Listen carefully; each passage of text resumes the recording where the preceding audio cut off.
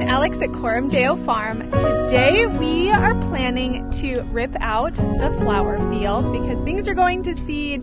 It's tired and spent and we're ready for our break. But before we do that, I wanted to show you how you can harvest flower seeds once they've gone to seed before you tear them out if you'd like to save seeds for next season. For seed saving, my plan is to try to save 2 different kinds of celosia, maybe a couple different colors. Basil, if I can find a flower that has gone to seed. Cosmos, hopefully in a couple different colors. And some zinnias. That's what I'm going to be saving today and showing you how to save your seeds, what they look like, and how to do it. As a flower farmer, I get asked by my customers and people that watch the channel if I save my seeds to grow next year. And the answer is no. I am saving these seeds because a couple customers asked if I would do that for them, and I'm happy to, and then I can make a video and all that works out well.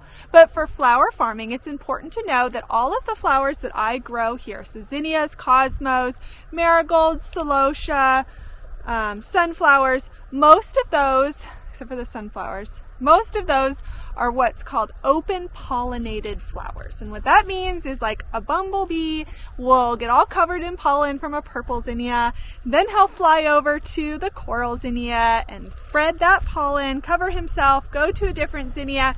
And now what's happened is they have been pollinated from the different pollen from different flowers. And so if I were to go to save the purple zinnia's flower seeds, because it's been open pollinated by our wonderful pollinators, I am not guaranteed to get the exact same purple zinnia next year. I might get a different shade of purple. Depending on what it's pollinated with, it might not be the same size. It might be a single flower instead of a double flower. And so for flower farming, it's not worth it to me to save seeds because of how big of a gamble it is. And with flower farming, I want to grow the best of the best in certain colors, so I need that guarantee. So each year I buy new seeds, but if you're a home gardener or you just want to save money, it is a good idea to save seeds, and it's a little bit of a fun surprise. And sometimes with the open pollination, you do get some beautiful combos that's not a seed that you can just go buy in the store. I've seen some almost like unicorn colors, so you have a really pretty ombre and interesting stuff. Now you ask, okay, well if they're open pollinated, how when I go to the store and buy purple zinnias, am I guaranteed to get purple zinnias? That's because all of the seed growers, they typically grow either their fields far enough away that the bumblebees are not going to cross-pollinate, or they grow in tunnels in order to guarantee their color. And obviously, I'm not doing that for flower farming. I'm just going to buy the seeds. So I hope that's helpful in understanding why flower farmers typically don't save their seeds.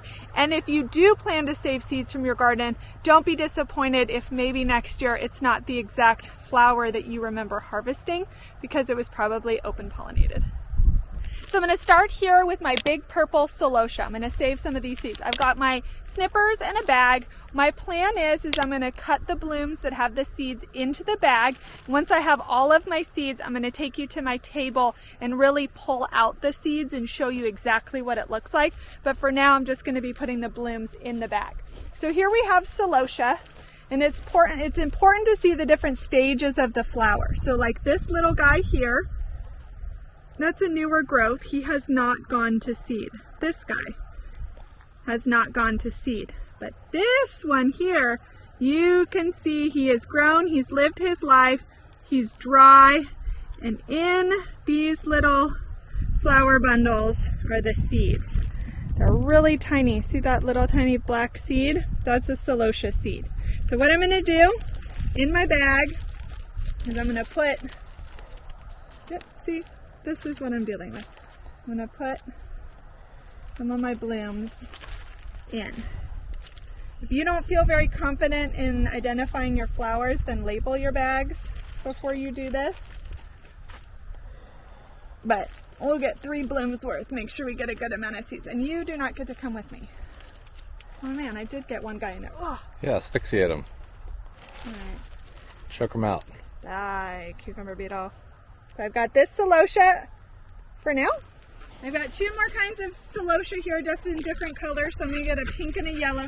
These guys are a slightly different variety. This is pampas plume compared to flamingo feather. And they show their seeds actually even easier. If you zoom in, honey, right here, you can actually see the black seeds are starting.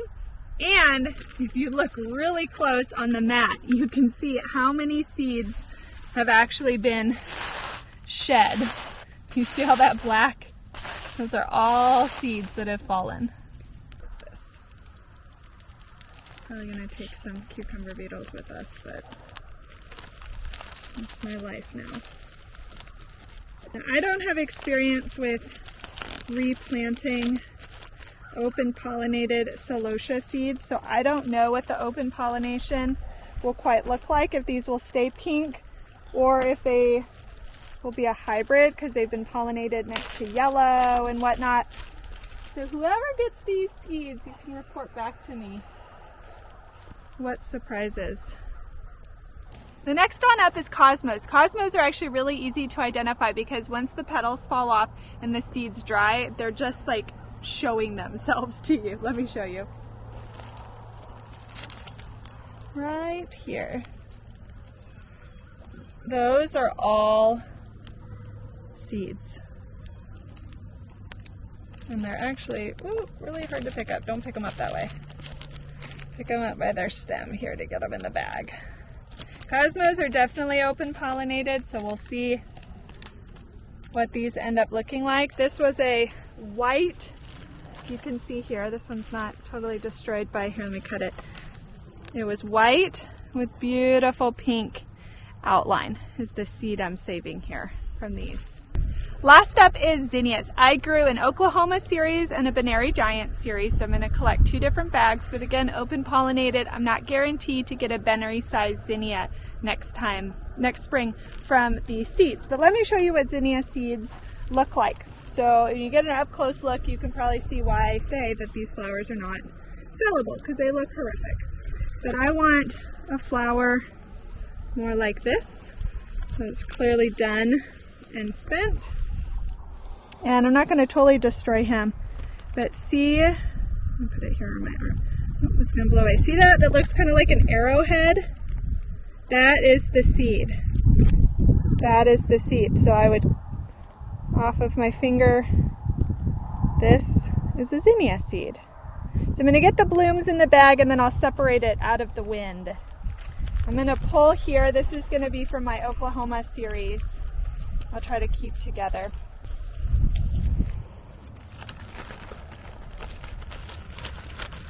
Which other ones? Okay, so this is the Oklahoma one. Let's see if I can find a Benary that's gone to seed. The Benary series of zinnias is the largest zinnias you can grow. They get absolutely huge for a zinnia flower, and I grew almost an entire row of the coral salmon color, which I absolutely loved. It's a good spring color, but it complements fall as well, so it's a big hit. And I've got a big old giant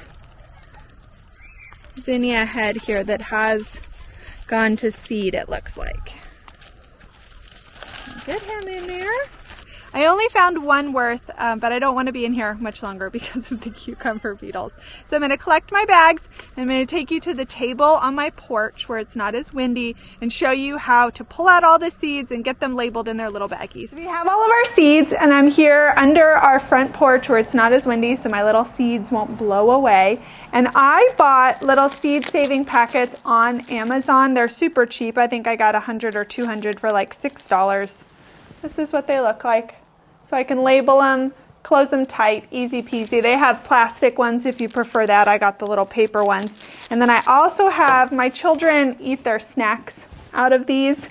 And so you need something that has sides so that the seeds, especially the celosia seeds, do not just like run away on you on the table. So a plate is fine as long as there's enough of a divot to hold it in. My pen to mark everything, and I'm going to show you each flower what the seed looks like, what the chaff essentially looks like, which you don't need. If it ends up in your seed packet, that's fine, but I do want to show you what is not a seed versus what will actually give you a plant next year and show you the super easy process. First thing I'm going to do, each time I work on a flower, I want to label my seed packet so I don't mix them up. But first up is going to be flamingo flower, or flamingo celosia. This was the first one we did. Got a little stowaway. I'm going to pull it out. into my little boat. Again, the seeds are not going to be up here. This hasn't gone to seed, but down here they have. I'm just going to get them all out. Celosia produces an insane amount of seeds. And in some areas, people just let them go to seed and then they reseed themselves and they don't even have to plant. Look at all those seeds. Since I got them here, I might as well do all my flowers. I can probably get a couple packets worth if I want to give them away as gifts, because who needs 150 celosia plants in their garden? And celosia has pretty decent germination rates. A third, just because I got it. Sounds like sand. Okay, so clearly the purple, it might have a seed hidden in it, but this is not the seed itself. It was hiding. There they are. Does that show up on the camera? It's hiding the seed. The black is the seed. Now, if you were a professional, you would have a sorting machine that would blow away the chaff and just keep the seeds, but I'm not that fancy. I'm just going to pour them in to my seed packet. There we go. They're in there. You store your seeds in a cool, dry place. Put them in a closet. Some people put them in the fridge, but I'd rather just put them in a closet. There you go. Now the important thing is, before you go to your next, make sure your bucket is empty, because these guys are still in there and they would end up in the other packet. This is Pampas Plume variety, which is different from Flamingo. The color is yellow. Let's see how many seeds I get out of this one. Not as many. As you can see, I'm falling. Getting a lot more of the flowers in this one. I probably could have found some riper ones, but come on out.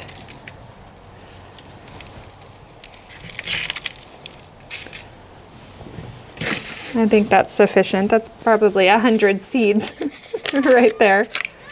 A little bit. You could do this.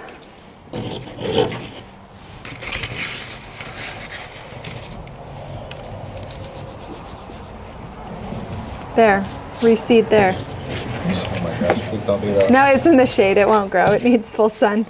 These are Cosmo seeds. These black spikes. It's amazing. There's what there? 20, 25 new little potential Cosmo plants. It's amazing. So I'm just getting them off gently, because I don't want to break them, but they seem pretty tough. Get them off the flower head, and you'll see here that the white is not the seed. This, if you planted this is nothing. Absolutely nothing. The seed is this. Those are Cosmo seeds. Cosmos like to be direct sowed. That's what you pop in the soil about 1/4 inch deep, and you get a beautiful Cosmo plant. That chaff can go in with it, no big deal. Let's do marigolds. So when I was picking up the seed packets, I noticed that there was one marigold that had gone to seed. So I don't have that on video, but it was a completely dead head, just like the zinnias, and inside hidden were the seeds. So let me show you what marigold seeds looks like. And marigolds produce an insane amount of seeds. So even just 2 flower head is going to be more marigolds than you could possibly plant. So let's look. This is what the flower head looked like. And down here, all of these black with the white tips are the marigold seeds. So see here, the orange is the spent bloom, and then the white and black is a marigold seed. That's what they look like. So see how many are in here connected just on one. Trying to be gentle to separate it. These are all marigolds. And my marigolds are not the short stubby ones that you buy at a plant nursery. These are the big tall varieties that are good for cut flowers. I want to say they were called Cracker Jack marigolds. But look at this, it's just still going. This is like 200 marigold seeds. Now, of course, I can't prove what the germination rate is going to be, but since you have so many, you could just plant a couple in each hole, and you're more than likely to have germination. Marigold, and this was an orange one, but I also had yellow. And here they are, gazillion and one marigold seeds. Not even going to save those because there's so many. Last but not least are zinnias. Let me show you really quickly what they look like. So here's the head that we cut, and I'm gonna be gentle here. I gotta pull them off. Okay, these little arrows, that's the zinnia seed. They're still connected to the petal. I'm probably just gonna leave it connected to the petal in the bag. But that little arrowhead is your zinnia seed. Easy peasy. We were able to put together 6 flower packets that I can give to my customers that requested seeds. But for the home gardener, I hope this was helpful in showing you how easy it is to collect your flower seeds for next year. It's a great way to save money. It's also a really fun way to see new varieties you've never seen before because of the cross-pollination that occurs in a lot of the flowers that I showed you today. So I hope this was helpful. Give it a try before you whack down your flowers. Worst case scenario, some of it doesn't come back when you plant it next year. No big deal. But I hope this was helpful, and come back in later videos.